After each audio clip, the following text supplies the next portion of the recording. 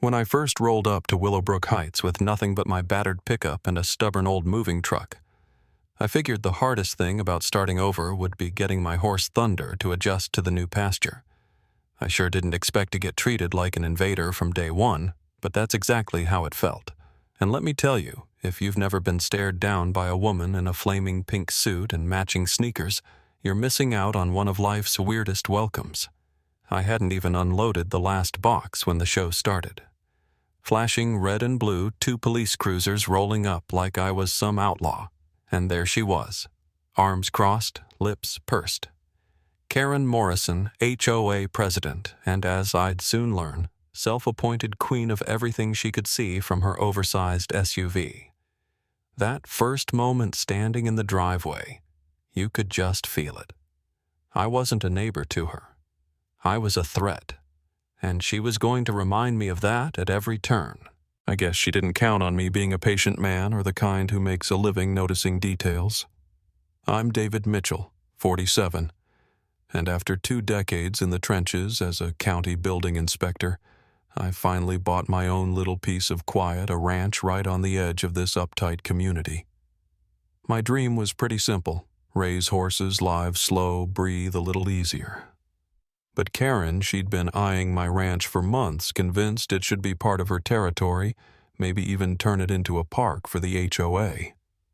She'd already decided I was trespassing before I'd even moved in. Day 1. Police wanted my ID property deed, probably my blood type if they thought they could get it. Karen standing there, pointing at me like I'm holding up a bank, practically vibrating with suspicion. The officer checks my paperwork, tells her it's legit, but she's not having it. "I'll go to the land registry myself," she snaps, stomping off with her phone glued to her ear. The officers apologize and leave, but I can already see the wheels turning in her head. She's just getting warmed up. 2 days later, I get my official welcome letter hand-delivered by a teenager who looked like he'd rather be anywhere else. It's on this thick, shiny letterhead, Karen's name stamped at the bottom in big, angry font. Notice of violations. 15 of them. Weeds too high my moving truck, not up to community vehicle standards, fence unsightly. Each violation carried a hefty $200 fine, which added up fast $3,000 in total. Only problem: my property wasn't even part of the HOA.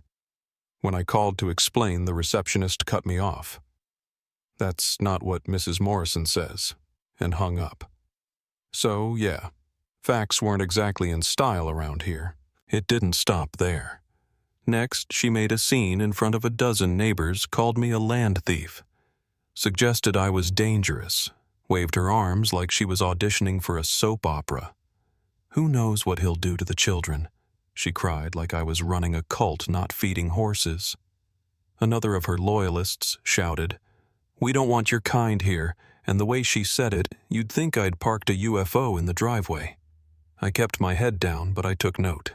Every face, every license plate, every word logged just in case. I figured things would cool off. But that's when Karen graduated from petty to criminal. One night my cameras, which trust me I'd installed right after moving in, caught her and 2 guys, one being her husband Tom spray painting, "This is not your land," in red letters across my fence. She kept just far enough in the shadows for the footage to be tricky. When I showed it to the cops, they said it looked like vandalism, but they needed a clear shot of her face to press charges. Of course, by the time they questioned her, she'd lined up an alibi at an HOA meeting surrounded by people who'd swear the sky was green if Karen told them to. And then, like clockwork, the parade of officials began County Inspector Animal Control. Even some bureaucrat who wanted to know if my horse activities posed a danger to the community. Turns out all their visits were based on anonymous complaints that traced right back to Karen and her friends. Each time the officials shrugged, apologized, and left. "You're just doing normal repairs," they'd say, or, "That horse looks better fed than I am." But the message was clear. Karen could get half the county on her speed dial if she wanted. 2 weeks in, it turned ugly. I woke up to no power, no water. Someone had literally cut the lines right at the meter. An hour later, Karen and her pink-shirted board members marched up to my door with a printout. The HOA has every right to protect our interests. I looked at her, still holding my coffee, and said, "You know you just committed a felony, right?" She smiled. "Prove it." When the utility companies came, they wouldn't reconnect service until they resolved the property dispute. It was like being on a bad reality show, only the stakes were real. Then came the grand finale, a protest outside my ranch. 30 people with matching signs chanting about land grabbers and community safety. Karen was live streaming the whole circus to hundreds online. Neighbors pressed up against my windows, snapping photos, trying to make me look like the villain in my own story. But by now, I was ready.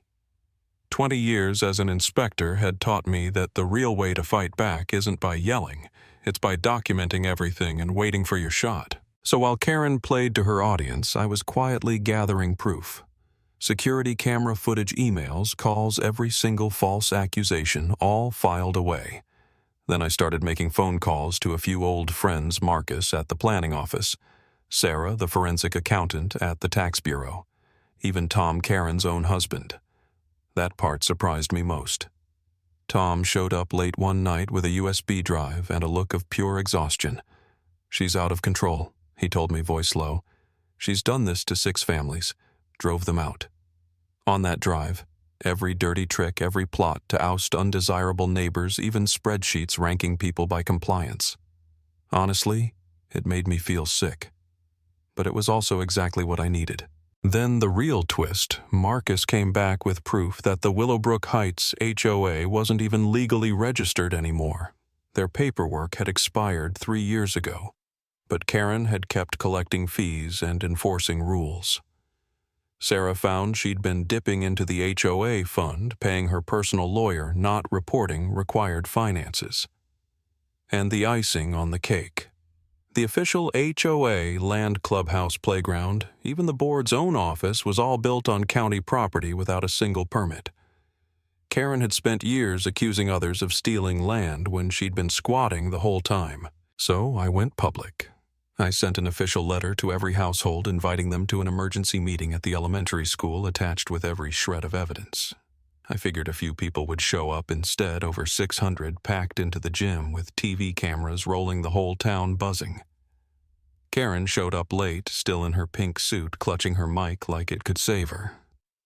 She started with her usual routine. "This is an attack. He's a fraud. He's dangerous." But this time, the crowd wasn't buying it. I stood up, projected my voice the way I'd done at construction sites for decades, and walked them through every piece of evidence, expired registration, missing funds, surveillance footage of vandalism, even a county map showing her illegal buildings. You could see the crowd shifting from disbelief to outrage. When I revealed my background, 20 years as chief inspector, 15,000 projects signed off, hundreds of crooked developers stopped. The room went dead silent. And then, just like that, people started shouting their own stories. What about my gate repair? Where did my $800 go? Karen's own husband stood up publicly, backed me, and nominated Margaret Stevens, the only person brave enough to question Karen all along, as the new HOA president. The vote wasn't even close. Karen was ousted. Margaret sworn in right there. As people lined up to shake my hand, Karen stormed out, tears streaming, her reign officially over. 2 weeks later, she was gone for good, forced to pay back more than $100,000 she'd taken. The county pressed charges for fraud, illegal construction, even theft of public resources. Tom divorced her, started dating again, and went from pariah to bridge builder between me and the rest of the neighborhood.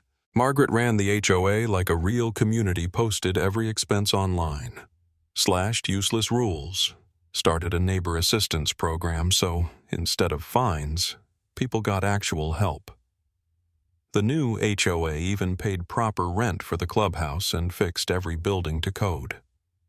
Property values shot up, not because of more rules, but because people started looking out for each other, volunteering, talking, actually living together instead of spying on each other. 6 months in my ranch became the unofficial center of Willowbrook Heights.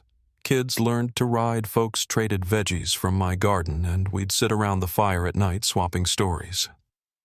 Channel 7 ran a documentary on our fight, sparked a nationwide conversation about HOA abuse. I started a little website for other folks fighting their own neighborhood dictators, with Marcus and Sarah pitching in for free. The site went viral, 50,000 visits a month.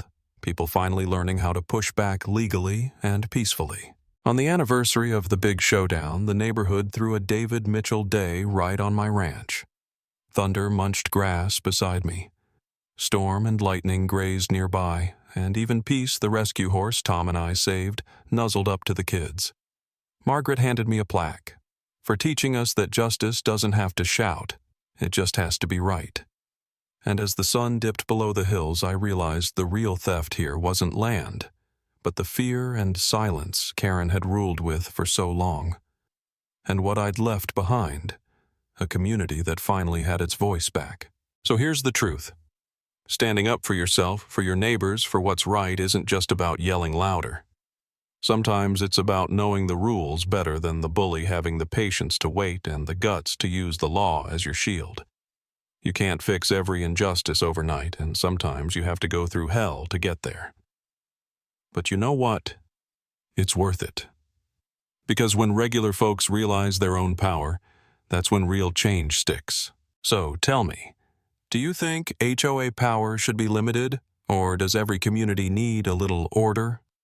Drop your thoughts below and let's get real about what justice, community, and neighborliness should actually look like.